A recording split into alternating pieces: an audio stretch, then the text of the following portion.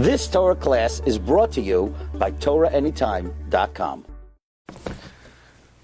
Okay, good afternoon, everyone. Shalom Aleichem.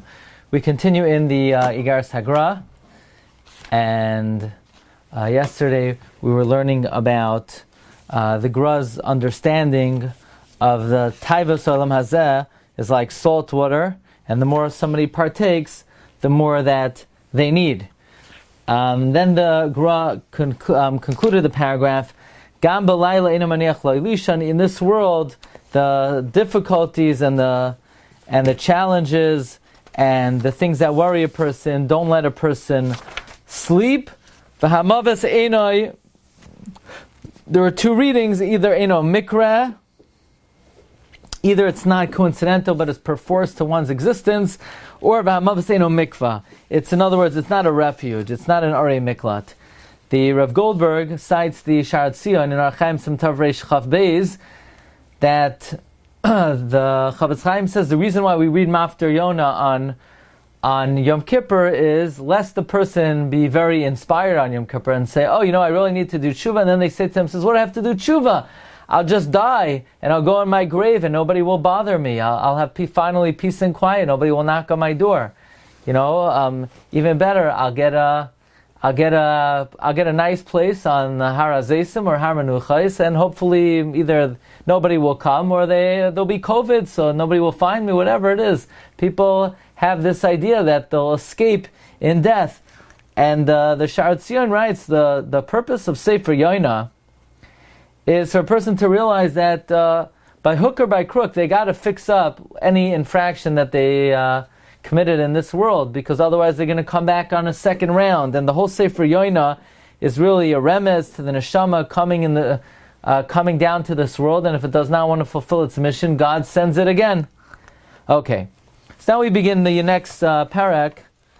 V'hakol yavi b'mishpat al kol dibar. For everything God will bring judgment, for every single word. V'lei nevad afilu dibur kal. Even a small word, even a light word, will not be lost. What does it mean, even a light word? A light word means it's not lashon hara, it's not rechilas, it's not sheker. It's not a davar asar. Well, the question is, if it's not a davar asar, so what's the problem with it? Elamai, we know that the Torah says v'dibar tabam, from which we learn that one should speak words of Torah and not dvarim betelim. But nevertheless, there are sometimes a person does have to speak about subjects which are not Torah. Namely, somebody has to speak about their work, or someone has to speak about their business. But even so, even when it comes to business, there's a concept that one should give some kind of cheshbon or accounting. That is this a word that needs to be said, or is this not a word that needs to be said? Rabbi Sol Salanter in his Yud Gimel Midas, so the midah of shtika is to sort of to cheshbon the necessity of saying a word before one emits it. V'lachin ani mazhircha, says the Gra, therefore I warn you. Shetargal atzmacha, you should train yourself b'chol hayoser as much as possible leishev yachid, to sit by yourself. Now, this is very interesting practice. The Gra is saying that one should try to get into the habit of sitting by themselves, not to speak excessively. So, in other words, the first good eitzah is, if you're picking a seat in shul, there are people, I don't know, probably not in your shul, but they say there are people that they choose their seat in shul based on where their friends are. Why in the world would somebody pick a seat in shul next to a friend?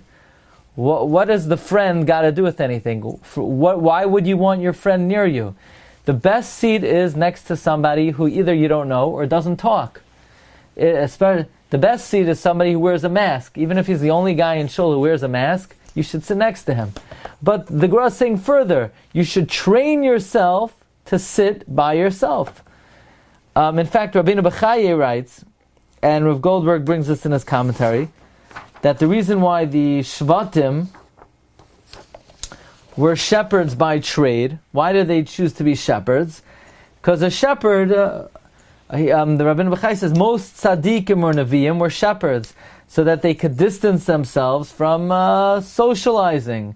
Because most averos are intertwined in the chet of dibor. In fact, the Gra writes in Mishlei, Parak Aleph, Pasuk Chav Gimel, that the greatest mitzvah in the Torah is Talmud Torah, and the biggest avera in the Torah is Dvarim B'Telem. And the Gra says something very interesting. I once said this over and it did not go over well, but this is the truth. That the Gra says the biggest chet in the Torah is Dvarim B'Telem. He says that really there's no desire for Dvarim B'Telem. A person might have a desire for arayos because it's something that gives hana. A person might have a desire for non-kosher food because it tastes good. But there's no inherent desire for Dvarim B'Telem. Why do people like to speak Dvarim B'Telem? Because since Talmud Torah is the greatest mitzvah, therefore Dvarim B'Telem is, so to speak, the opposite of Talmud Torah. So, like this, whenever you do a mitzvah, the Gra says there's an angel that rests on you. In other words, let's say you learn a word of Torah. The Malach comes and the Malach says, you learned one word of Torah, now I want you to learn more.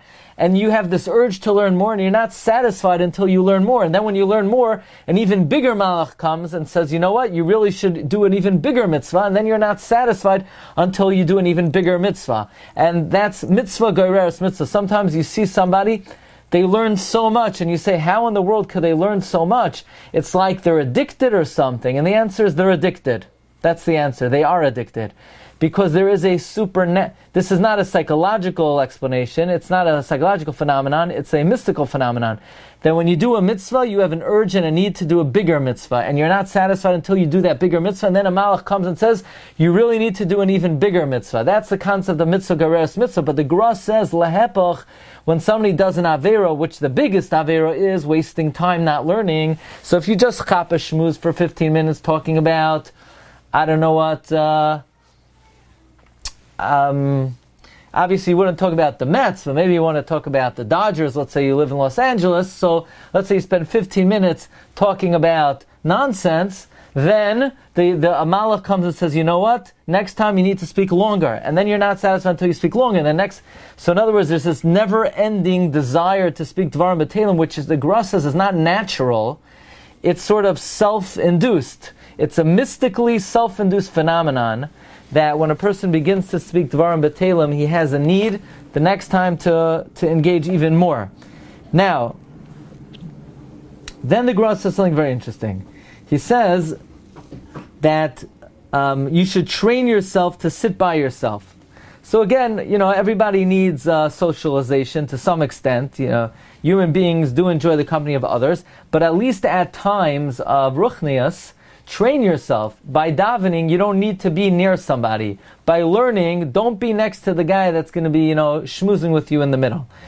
The Gra says, Ki chet halashain al kulai, above and beyond all sin is the sin of speech. Kamaimer chachamenu zal, like chachamim tell us, elu dvarim sh'adam oichel peroisem ba'olam hazeh, v'lashon hara keneged kulam. Meaning the same way, Talmud Torah is considered the greatest mitzvah. Lashon hara is considered the most serious infraction.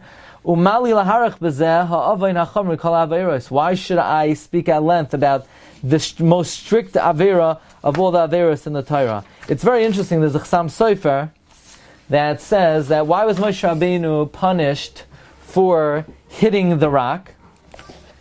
What did the Rebbeinu Shalom want? The Rebbeinu Shalom wanted Moshe v'dibartem al hasela, to speak to the rock.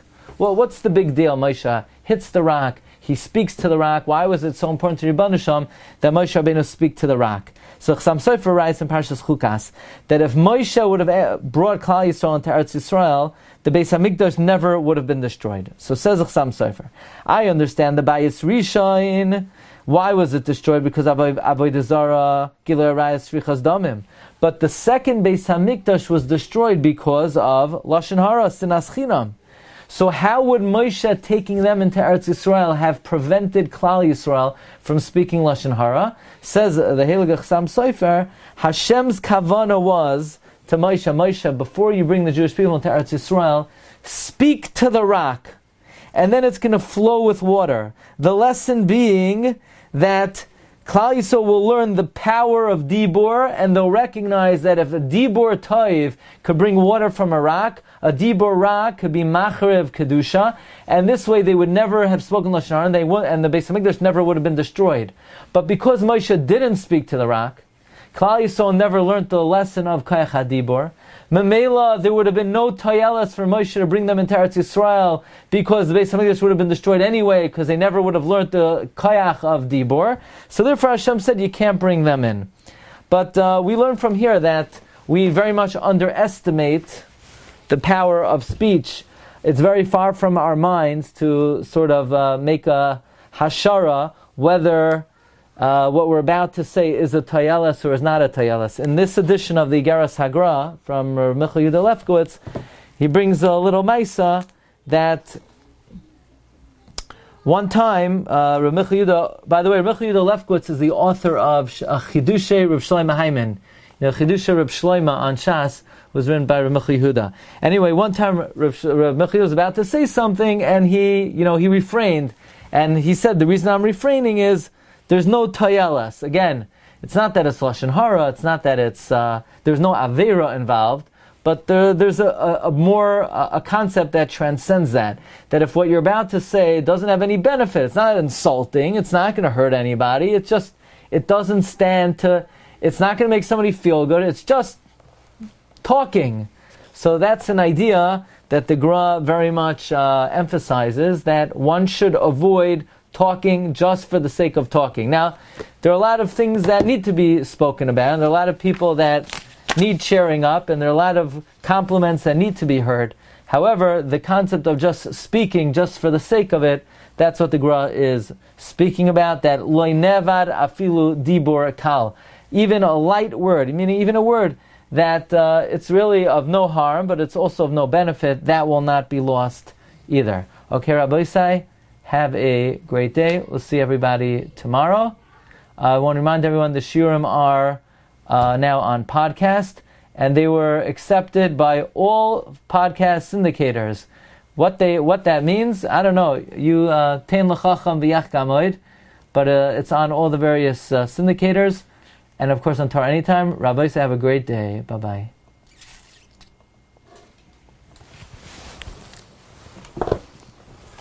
You've just experienced another Torah class brought to you by TorahAnytime.com.